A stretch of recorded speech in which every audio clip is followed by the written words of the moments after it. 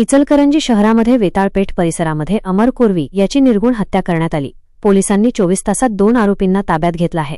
यामध्ये सुरेश कोरवी, सूरज जाधव राहणार कोरोची या दोघांना पोलिसांनी आज न्यायालयात हजर केलं असत। न्यायालयाने 5 दिवसाची कोठडी सुनावली आहे। तसेच मयत अमर कोरवी याच्या संतप्त नातेवाईकांनी आरोपींच्या घराची मोठ्या प्रमाणात तोडफोड केली आहे। सध्या वेताळपेठ परिसरामध्ये तणावाचे वातावरण आहे। पोलिसांनी मोठा बंदोबस्त ठेवला आहे। इचलकरंजी शहरातील वेताळपेठ परिसरामध्ये राहणाऱ्या कोरवी गल्लीमध्ये सोमवारी रात्रीच्या 11च्या सुमारास अमर कोरवी याची धारदार शस्त्राने हत्या करण्यात आली होती। या हत्येचं कारण म्हणजे 2 कुटुंबातील वाद पूर्वीपासून होता। याचाच मनात राग धरून सुरेश कोरवी व सूरज जाधव यांनी अमर याच्यावर पाळत ठेवून सोमवारी रात्री त्याचा पाठलाग करून वेताळपेठ परिसरातील असणाऱ्या कोरवी गल्लीच्या चौकामध्ये अमर याच्यावर धारदार शस्त्राने वार करून निर्घुण हत्या करण्यात आली होती। तर हे 2 आरोपी फरार झाले होते। पोलिसांनी अवघ्या 24 तासांमध्ये सुरेश कोरवी सूरज जाधव यांना ताब्यात घेतले आहे।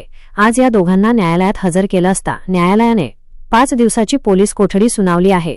तर मयत अमर कोरवीच्या नातेवाईकांनी दोन्ही आरोपींच्या घरांची मोठ्या प्रमाणात तोडफोड केली। तसेच त्या ठिकाणी तणावाचे वातावरण पसरले आहे।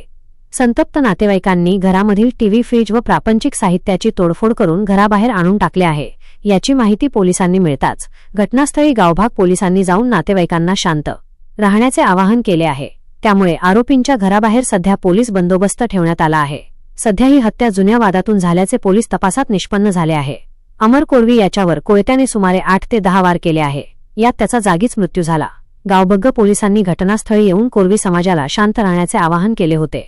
अधिक तपास गावभाग पोलीस ठाण्याचे पोलीस निरीक्षक महेश चव्हाण करत आहेत। या घटनेमुळे शहरात एकच खळबळ माजली होती।